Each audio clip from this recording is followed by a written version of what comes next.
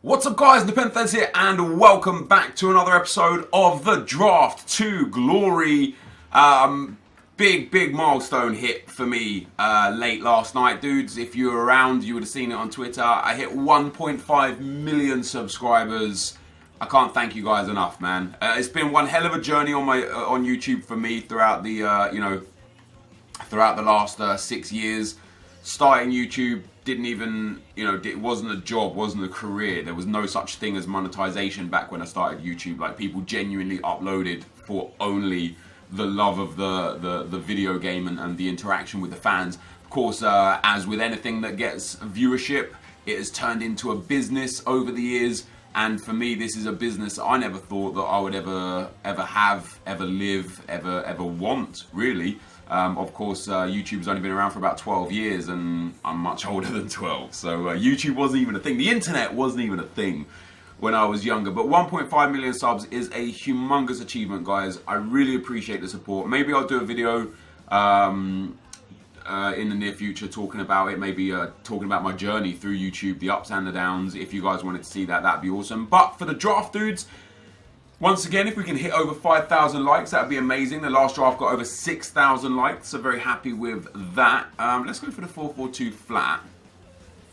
It's a formation I've had some ups and downs with that I wouldn't mind trying out again. And we'll start with that Zlatan Ibrahimovic. Yeah, I've had some big success with the 4-4-2 and some bad losses with the 4-4-2 as well. So it'd be interesting to get another take on it now with all the new cards in draft. Let's see if we can get ourselves some big pulls. We'll go with that Gundogan there. Zlatan Ibrahimovic and Gundogan going to get a soft link anyway. Di Maria, 99 Ronaldo. So it looks like we're going to go for a Premier League / La Liga hybrid off the back. And I know, well, Vidal doesn't really link that great because Ronaldo's left sides.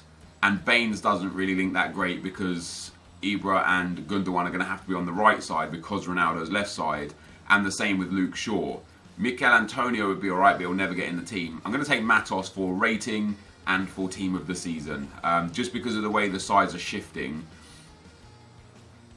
We'll take Carrasco as well for rating. And we can play Ronaldo at striker and Carrasco at left mid for the chemistry. Whew. I already have a left-sided player. I already have Ronaldo. You know what I mean?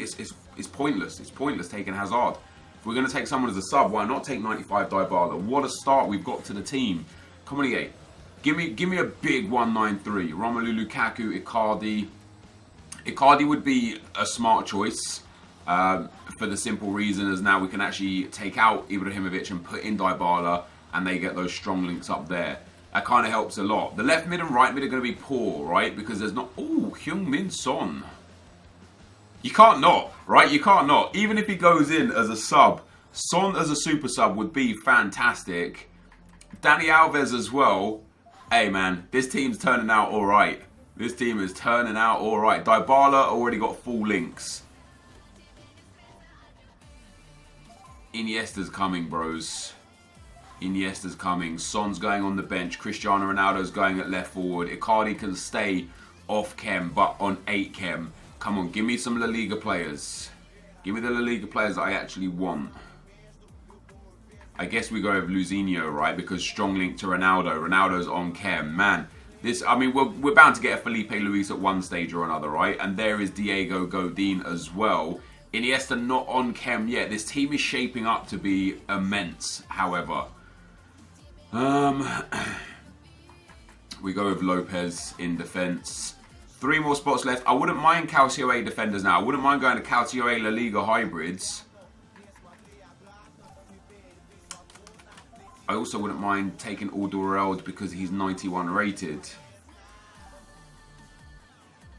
This is tough. I'm going to take Alderweireld because I'm an idiot. I know Manolas was the smart choice there. I know Manolas was a smart choice. Mariano works. We get a soft link into Dani Alves, gives him some chemistry, gives Dani Alves perfect chemistry, which is great. You know what? We could do that. Or we could do that. Soft link, that goes to 82, that goes to 88 with De Bruyne. Or we could do that. That also goes to 88. I know they have the perfect link. Who else do we have on the bench? Son. I'm not going to take off Ronaldo, right? I'm going to take Pogba because he's higher rate. Oh, he's not higher rated at all. De Bruyne is the same rating. Well, that was a mistake. Anyways, we're at 82 chemistry right now. There's not much to change to get this up to scratch, up to standards. We've got enough Premier League players that we can actually swap into Premier League if we need to. But I'd rather just fill out... Okay, so I'm not going to have a good goalkeeper. I'd rather just fill out these two spots here with Pogba and Vertonghen to go for Calcio A players or La Liga players. So any Calcio A or La Liga players we're going to have to take, and that means taking Ramis, right? And Ramis is going to boost our chemistry straight away up to 97. It's not the most ideal thing that I would like, but it's not the worst either. We just need another Calcio A defender here would actually be spectacular, or that's not very helpful at all. We'll go call Luca for rating. I still think this team is good. Maybe I mispicked Cuadrado. You know, I'm gonna take Cuadrado.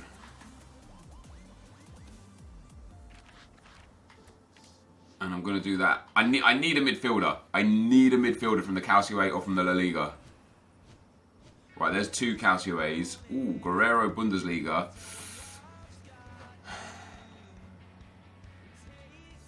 They're not going to get very good chemistry. I just don't want to... I mean, I don't mind playing Pogba on 4 chem, to be fair. And I could easily just put that right, like Mariano, back in defence. Let's take Guerrero. That last pick for me is gonna have to be big. There's Hazard again, Messi, Lacazette, Di Maria. Nothing that's helpful to us. Nothing that's helpful to the cause. We've got a lot of Premier League. I've literally got like a half a Premier League team, a half a La Liga team, and a half a Calcio A team, but not like the full set that I need. Interestingly, I'm going to take Hazard there. We could actually put Carrasco in instead of Pogba and swap those two around. That takes us up to 95 chemistry. So that's much better. And then this last pick, I don't know, dudes. This is going to be it. It's Black Bar. Oh, hello, Aubameyang.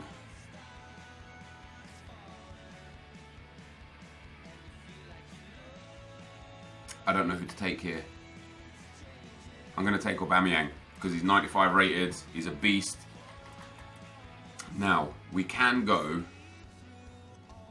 100 chemistry, no problem, right? Boom, just like that. And I think that's probably the smart choice. We're going to get 100 chemistry. It's going to be like a 190 team. Not that the team rating is overly important. We've actually got a huge bench. A bench that is just not even necessary. That's how big the bench is. You know what I mean? Like, we can't even use half the players on the bench. Who would I bring on as a sub? Hazard, Aubameyang, Son, Pogba, Ibra. So many. Our main team, our defence is utterly shocking. To the point where I actually really wish I bought a left back from the Premier League. Because if I took a left back from the Premier League, I could have gone Son, Pogba, Alderweireld, the Premier League left back, and Ibra up front, and played them that left side, and then whatever else I've got on the right side. I screwed up there, 100%. Godin is solid. Mariano's actually not bad. This guy, Ramis, he's going to have to come off. Luisinho, I don't really have a left back. I could bring Guerrero on at left back because he's got good defensive qualities, and I'm going to bring it'll be a shame if I have to waste 2 of my subs on defenders. So what I'll do is I'll play normally, and then if my opponent is a solid opponent and is like breaking me down, I'll then go and consider subbing the centre back out first, the full back out last. We get a 189. We have got some great players.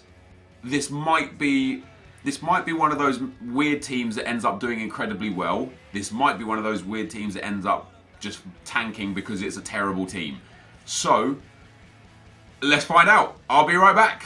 Okay guys, as we go into the gameplay, the first opponent we come up against has got a 4-3-3-1-9-1 team. 99 Ronaldo, 98 Lewandowski, 93 Marcelo, team of the season All Black and PK, the 91 Paul Pogba, James Rodriguez, Thiago, Robben, Vidal, and Jeremy Mathieu, and things started off very well for me this game. We get the ball from a corner, and bear in mind, I want to like, one thing I've been looking at a lot this FIFA recently, and I wish I did it earlier, is how important plays and the flow of the game is coming off the back of set pieces. And when I mean set pieces, I mean throw-ins, free kicks, corner kicks, goal kicks, and is that all the set pieces? And well, I guess penalties don't really count because that's just a 1v1 shot. But yeah, I want to talk about the flow of those because I had an interesting discussion on stream yesterday about it, and something that I've noticed and something that I've actually picked up on briefly here and there over the year, but I've never really paid attention to, is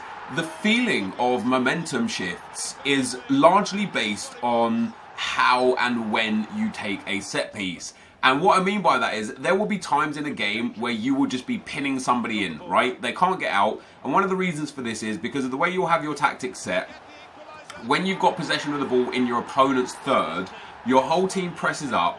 You apply general pressure, and unless you're on like ultra defensive or part of the bus or something, but if you're on balanced or attacking, your whole team is pressed so high up. And what that means is when your opponent eventually gets possession of the ball, they don't have many options. Option one, they can punt it down the field, but you'll just get the ball back and your team is still pressed quite highly. And option two is that they can try and play their way out, but because you're pressed so highly, you end up going to nicking the ball. And what that does is it gives a false flow of the game. It gives like a false interpretation of how the game is actually being played. And what this stems from, or what this stems into, is a couple of things for you negatively. Number one, if they do play that long ball and you either make a human error or the game makes an error on your behalf, an AI error, it's very possible that you'll end up conceding a counter-attack, and then you're just in that kind of, oh my god, I'm smashing this guy and he's scored one counter-attack. And the problem with this is because your team is so highly pressed up the field. The other thing that is an option is your opponent punts the ball out of play, and the reason why this is important is because it resets where the players are. When you get a throw-in and when you get a goal kick, all the play resets. So you could spend 15, 18, 20, 25 minutes buried in your opponent's third and get no luck. And then you miss a shot and it goes out for a goal kick. Now all of a sudden that pressure is gone. And if your opponent then holds the ball for a couple of minutes and allows his team to push up, this is what momentum feels like. So people will sit there and they'll be like, wow, man, I've just been dominating this guy for 20, 25 minutes. Now all of a sudden, I can't get a touch of the ball. I can't get out. And what people assume is the game is doing something to benefit the opponent or was previously doing something to benefit the person, when in actual fact, the difference is that the players reset through a set piece. And I think that you can actually use this to your advantage very, very heavily. If you're getting outplayed or you feel like you're under intense pressure and you can't get out, one of the most sensible things to do would just be to punt the ball as far away as possible, but make sure it goes out of play. Because I can't tell you how many times I have scored and conceded directly coming from a set piece flow of play. And I don't necessarily mean a set piece. I don't necessarily mean someone taking a corner kick and then heading it in, or taking a free kick and scoring, or throwing the ball into the box and then shooting. What I mean is that, like I say, once you reset the flow of play and you've got, your opponent's got a throw in on the halfway line, now all of a sudden your team is pushed out and all you have to do is steal the ball or defend coherently, and all of a sudden the intense pressure that you're under is all of a sudden gone. It's disappeared, and it gives the false interpretation of momentum swings. And again, the way you can use this to your advantage is you guys know, when you've got a corner, when you've got an offensive corner, if you lose possession on the edge of your opponent's box, you are going to get countered. It's the same for throw-ins. It's the same for free kicks. The amount of times I've scored and conceded goals because a free kick has been had around the halfway line, the person hasn't done the right thing, they've punted it in the box, the defender's won the header and they get countered. Or they try and play it short and you read them and they get countered. There's so many counters from these set-piece plays, and indeed from throw-ins, that it's really important to make sure that you put the ball out of play at the right time. Even from throw-ins, you guys know full well, if I have a throw-in in my third, in my defensive third, I could be in trouble.